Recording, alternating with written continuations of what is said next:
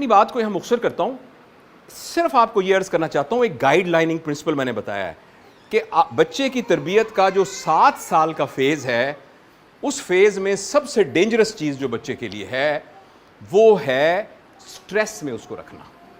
اور یہ بات اسکولوں کے لیے بھی اپلیکیبل ہے. اسکول کے اندر بھی دیکھیں, میں آپ میں سے کسی کا ڈاکٹر ہیں کوئی بایولوجی کا؟ دیکھیں, ہماری باڈی میں ایک ہارمون ہے جس کا نام ہے کورٹیسول, جس کو اسٹیرائڈز بھی بولتے ہیں. یہ ہے فائٹ اینڈ فلائٹ کا ہارمون. ابھی اچانک پتہ لگے کہ میں کہوں کہ یہاں نیچے کرسی کے نیچے یہ بم تو نہیں پڑا ہوا, آپ کیا کریں گے ابھی؟ یہ جو ریئیکشن ہے نا, یہ فائٹ اینڈ فلائٹ ریئیکشن ہے, یا نہیں ہے ویسے, یہ بھی ہو سکتا ہے. تو اب یہ جو فائٹ اینڈ فلائٹ کا موڈ ہے نا, یہ اللہ پاک نے ہمارے اندر رکھا ہے تاکہ ہم خدشات کا مقابلہ کر سکیں. مگر جب فائٹ اینڈ فلائٹ موڈ ہوتا ہے نا, تو آپ کا بلڈ ایک دم شفٹ ہو کر آپ کی آنکھوں میں چلا جاتا ہے تاکہ پیپل وائڈ اوپن ہو جائے. آپ کا گلوکوز لیور سے نکل کر باڈی میں آ جاتا ہے تاکہ آپ بھاگ سکیں. مسل میں بلڈ سپلائی بڑھ جاتی ہے, مگر کڈنی میں بلڈ سپلائی کم ہو جاتی ہے, برین میں بلڈ سپلائی کم ہو جاتی ہے, لیور میں بلڈ سپلائی کم ہو جاتی ہے.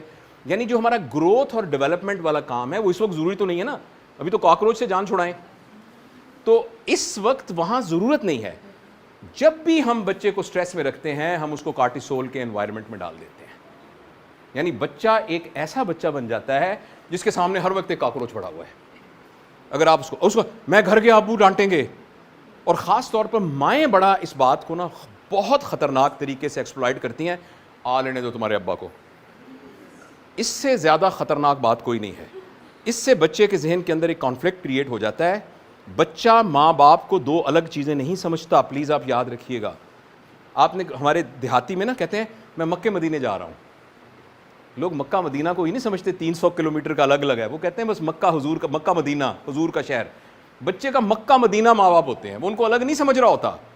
جب ہم یہ کہتے ہیں ابا سخت ہے امی نرم ہے, امی سخت ہے ابو سخت ہے, تو بچے کے اندر ایکچولی ایک کنفلکٹ ڈیولپ ہو جاتا ہے. یہ گڈ کاپ بیڈ کاپ پلے جو ہے یہ بہت ڈینجرس ہوتا ہے.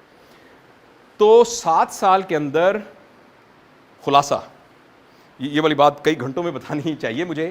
7 سال کے دوران پلیز یہ فالوئنگ گائیڈ لائنز یاد رکھیے, اسکول کے لوگ بھی اور گھر کے بھی. بچے کے اندر صحیح غلط, جنت دوزخ, مورالٹی امورالٹی کا کوئی سٹینڈرڈ موجود نہیں ہے. آپ اس کے اندر کریٹ کریں گے, نہیں کریٹ ہوگا. نمبر 2, بچے کو سٹریس میں رکھنا, اس کی تربیت, اس کے نمبر نہیں آ رہے اس پہ تھپڑ پڑیں گے. نمبر آنے کے لیے کوئی اور ٹیکنیک یوز کیجئے. لیکن اگر آپ نے اس کو سٹریس میں رکھا, چیلنج میں رکھ سکتے ہیں, ڈسپلن میں رکھ سکتے ہیں. مثلاً بیٹا ہمارے ہاں 6 بجے سے لے کر 10 بجے تک سب پڑھیں گے, ابا بھی دیکھو پڑھ رہے ہیں, امی بھی پڑھ رہی, تم بھی پڑھو.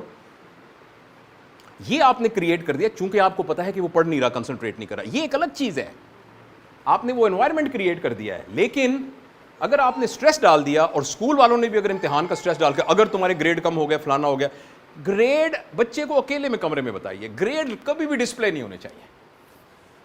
آپ اکیلے بچے کو بتائیے کہ آپ کا گریڈ ہے سی, بس اس کا ڈی ہے, بتائیے ہم اس سلسلے میں کیا کریں, ریمیڈی کیا کریں. سوری میں آپ کو کوئی پالیسی گائیڈ لائن نہیں دیتا, مگر انٹرنیشنل لٹریچر ہمیں یہ بتاتا ہے کہ بچے کا گریڈ بتانا 7 سال کی عمر میں ایکچولی اس کے اندر کچھ بھی کریٹ نہیں کر رہا, اس کے اندر کوئی پازیٹیو کمپٹیشن کریٹ نہیں کر رہا, اس کے مدر بورڈ کو اکھاڑ رہا ہے. ہاں آپ کے اسکول کے ڈسپلن کے لیے ضروری ہے آپ اکیلے میں اس کا ریمیڈیل ایکشن کریں, آپ جو پیرنٹس کو بلائیں ان کو بتائیں کہ یہ ہمیں کرنا چاہیے. تو 7 سال تک. اور دوسرا میں نے یہ بتایا ہے کہ لویبل سرکمسٹانسز کریٹ کر دیجئے, جو چیز بچے کو بنانا چاہتے ہیں آپ اس کا نمونہ بن کے. مثلا آپ ایک آخری یہ بات کر کے میں 7 سال سے اگلی فیز میں جاتا ہوں کہ بچے کو ہم نمازی کیسے بنائیں. بچے کو نمازی بنانے کا ایک طریقہ, بیٹا نماز پڑھنی چاہیے, دیکھو تم نماز پڑھو, نماز کے 5 فائدے ہوتے ہیں, اللہ میاں جنت دیتے ہیں, تمہیں یہ ہوگا, سب کچھ آپ بتائیں. اور ایک طریقہ, یہ 7 سال سے کم کی بات کر رہا ہوں پلیز, یہ ساری باتیں 7 سال سے کم کی ہیں. 7 سال سے کم عمر کے بچے کو نماز پڑھانے کا طریقہ یہ ہے کہ جب بچہ 4 دن کا تھا, جب وہ آوازوں کو دیکھ رہا تھا, تو اس نے نوٹ کیا کہ ایک آواز آتی ہے, پتہ نہیں وہ کیا جادو کی آواز ہے. امی کے سر پہ دوپٹہ نہیں ہوتا تو دوپٹہ لے لیتی ہیں, ابو اٹھتے ہیں, بھائی جان بھی اٹھتے ہیں, جا کے کمرے میں جا کے نا باتھ روم میں بازو گیلے کر لیتے ہیں, اور ٹوپیاں لے کے پتہ نہیں کہاں چلے جاتے ہیں, اور امی ایک کپڑا بچھاتی ہیں اور پھر ہم سے بات نہیں کرتی ہیں اور آنکھیں بند کر کے یہاں کھڑی ہو جاتی ہیں بس. اور یہ 5 دفعہ وہ بچہ دیکھ رہا ہے, جب تک جاگ رہا ہے وہ دیکھ رہا ہے. آپ حیران ہوں گے کہ بچی جس نے ابھی کچھی پہنی ہوگی وہ دوپٹہ لے کے آپ کے ساتھ نماز پڑھنے کے لیے کھڑی ہو جائے گی, ایسے کرتی رہے گی نماز پڑھنے. آپ اس کو بالکل نہیں کہیں گے کہ نماز پڑھنی ہے. اسی طریقے سے کوکنگ, اسی طریقے سے الماریاں صاف کرنا, اسی طریقے سے گارڈننگ, اور اسی طریقے سے پڑھائی. آپ میں سے کتنے لوگوں کو یہ شکایت ہے کہ ہمارے بچے پڑھتے نہیں ہیں زیادہ؟ ہیں کس نے کو شکایت؟ 1 2 آج تک 3 4 5 6. اب میں آپ سے سوال پوچھتا ہوں, اچھا میں آپ سے سوال پوچھتا ہوں, آپ خود, آپ میں سے کتنے لوگ ایسے ہیں جو روزانہ 3 گھنٹے کتابیں پڑھتے ہیں؟ 2 3 4 ماشاءاللہ.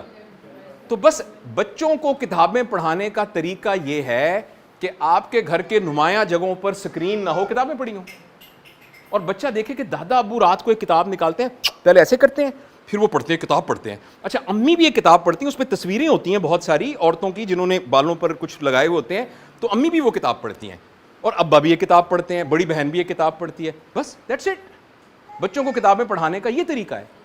تو 7 سال تک میں نے آپ کو سفیشینٹلی عرض کر دیا ہے, سٹریس کریٹ نہ کیجئے, لویبل انوائرمنٹ گھر میں کریٹ کیجئے, جو کچھ بچے کو بنانا چاہتے ہیں اس کے آپ رول ماڈل بن جائیے. یہ 7 سال. اچھا